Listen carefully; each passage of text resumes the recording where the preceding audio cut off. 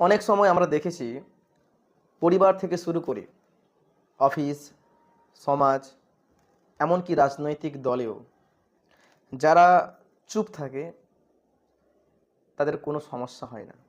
যারা স্রোতের সাথে ভেসে যায়, যাদের নিজস্ব কোনো মতামত নেই, তাদের জীবনটা না খুব সহজে কেটে যায়। কারণ তারা কখনো কোনো প্রশ্ন করে না, তারা কেবল মানিয়ে চলে।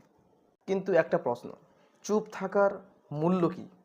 চুপ থাকা, কম কথা বলা ভালো জিনিস, কিন্তু অনেক সময় সাইলেন্ট থাকা, চুপ থাকা ভুলকে শক্তি যোগায়, অন্যায়কে প্রশ্রয় দেয়।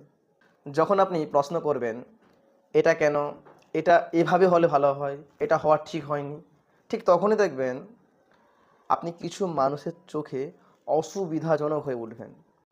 কারণ ভুল মানুষ সত্যকে ভয় পায়, তারা প্রশ্নকারীদের অপছন্দ করে। তাই জীবনে একসময় আপনাকে তো সিদ্ধান্ত নিতেই হবে। আপনি কি স্রোতের সঙ্গে ভেসে যাবেন যেখানে আপনার কোনো অস্তিত্ব নেই, শুধু আপনার শরীর থাকবে কিন্তু আপনার যেখানে কোনো চিন্তাধারা থাকবে না?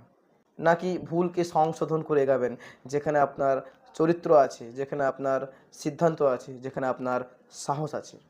মনে রাখবেন, গাছ কিন্তু ঝড়ে দোলে কিন্তু দাঁড়িয়ে থাকে, আর ঘাস মাটিতে লুটিয়ে পড়ে, তাই পায়ের নিচে চাপা পড়ে যায়। তো আপনি কোনটা হতে চান? চাপা পড়া গাছ নাকি দাঁড়িয়ে থাকা দৃঢ় একটি গাছ? সিদ্ধান্ত আপনার কাছে।